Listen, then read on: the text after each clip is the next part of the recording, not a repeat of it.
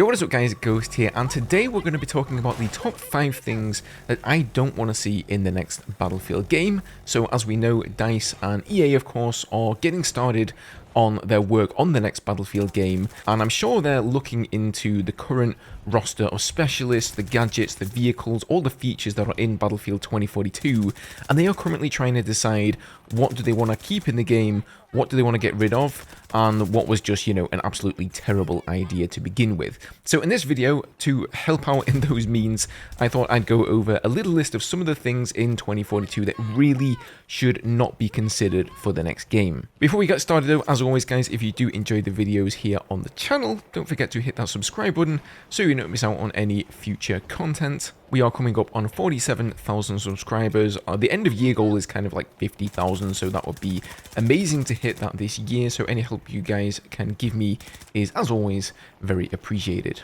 So for this video, we're not going to be getting stuck into any major features, so we're not going to be talking like the specialist system as a whole or server browsers or anything like that. We're just going to be dissecting some of the parts of Battlefield 2042, like I said before, gadgets, and some things that in my opinion just don't really work within the game. So the first thing here is the Ranger. I can understand why they put the Ranger in Battlefield 2042. It's this futuristic drone type vehicle or gadget or whatever you want to call it.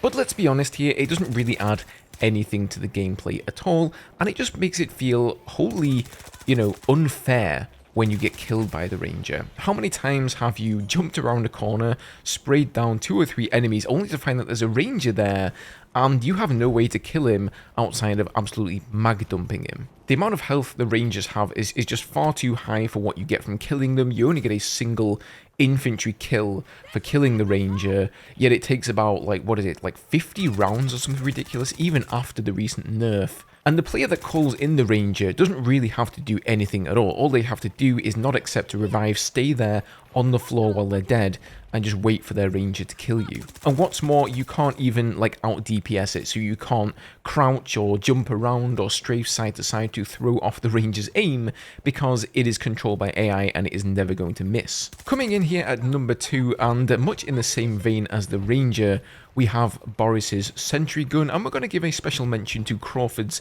stationary turret as well here. So again, just like with the Ranger, Boris's sentry gun requires absolutely no skill to use it. You can pop it down wherever you like without any sort of penalty, and it just doesn't really bring anything to the infantry gameplay of Battlefield 2042.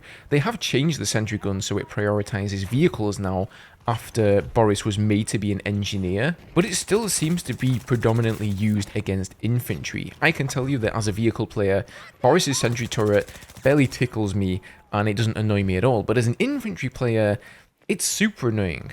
I don't really know what DICE were thinking putting automated, computer-controlled, AI-controlled turrets in the game just in general, but I really don't want to see this in the next game.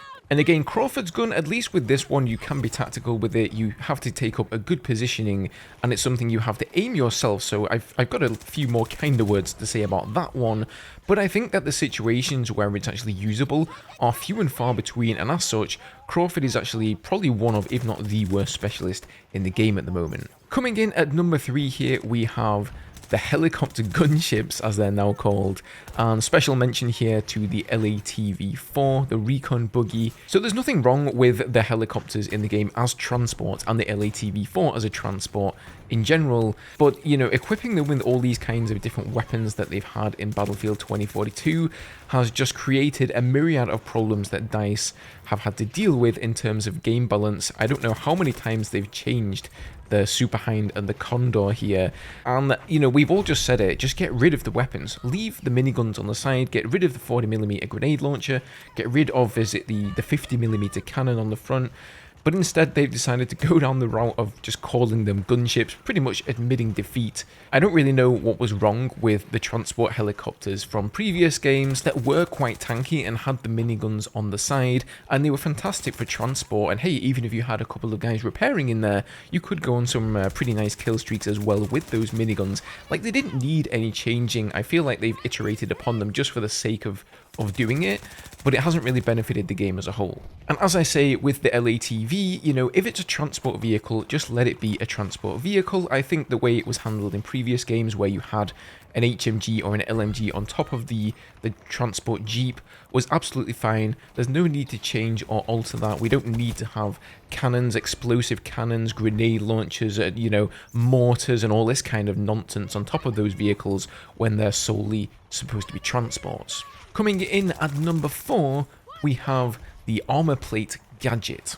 I think messing with the HP of infantry in any FPS game is always a slippery slope. Battlefield 2042 is one of those games where you get used to the time to kill very quickly, you get used to the weapon that you're using, and as you become better as an infantry player and you leap around those corners and you're able to spray down, you know, 3-4 infantry players, you will often move from target to target before you've even seen the kill confirmation, right? You just kind of know how many bullets it's going to take to kill somebody, and then you switch target. Throwing the armor plate into the mix completely messes up that ebb and flow to the infantry gameplay. Furthermore, there is absolutely no way of knowing if an enemy assault player has an armor plate or not, and it just feels unfair. You're going to notice that a lot of these things here on my list are things that don't involve any skill. They're just sort of there, you just equip them, you throw them down on the floor, and they give you kills essentially for free. It just doesn't feel fair when you see an enemy that you don't know has an armor plate. You maybe see them first, you start firing and you get the heads up on them, and then they're actually able to turn around and spray you down simply because they have more health than you.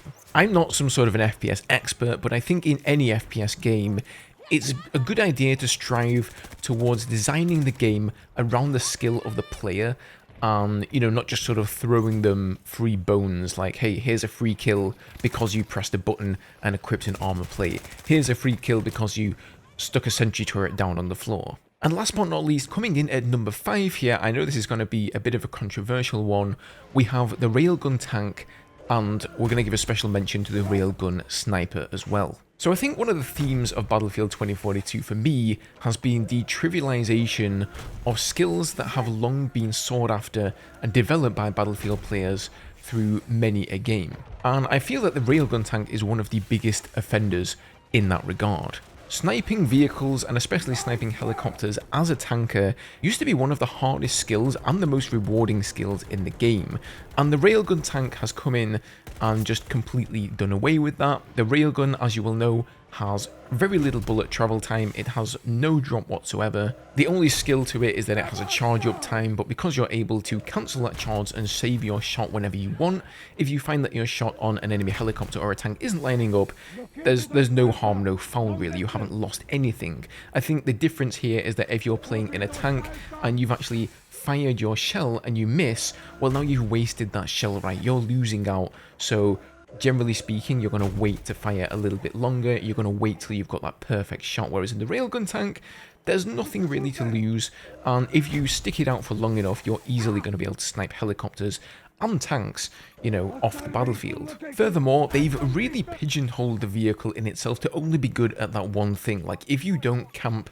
pretty much in the spawn and try to snipe vehicles across the map, you are going to die in the railgun tank. There is no other loadout where it's, you know, good for taking over a flag, it's good for taking out infantry. That is like the only role of the vehicle. You pretty much spawn it, you use it to take down that pesky Nightbird or attack helicopter on the enemy team, and then you pretty much just like kill yourself, right? There's no point staying in there. Once all the vehicles on the enemy team have been dispatched, there's nothing for you to do in that vehicle anymore, and I think that as a design is just terrible. And again, if we talk a little bit about the railgun sniper, you know, sniping is one of the oldest skills in Battlefield. Some people, like take Stoddy for example, pretty much built his channel around him being a good sniper in Battlefield.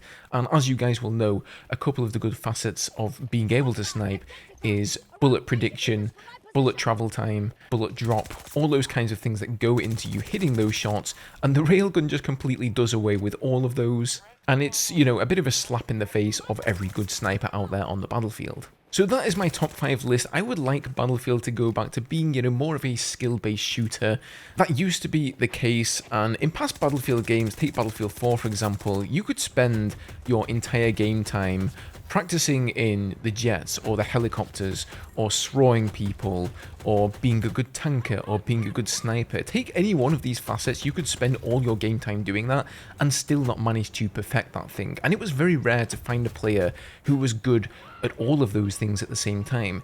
In Battlefield 2042, that just isn't the case anymore. Most of these things feel far easier than they did in previous games, and I really think that the casualization of Battlefield is not the right direction. Just look at BattleBit, they've brought back some of those more hardcore features, and players seem to be enjoying that. Anyway, that is my list. I'm sure some of you guys will wholly disagree with me, so let me know your thoughts down below. Let me know what you would put on this list. As always, guys, thanks for watching the video. If you did enjoy, leave a like and subscribe for more Battlefield, and I'll see you guys in the next one.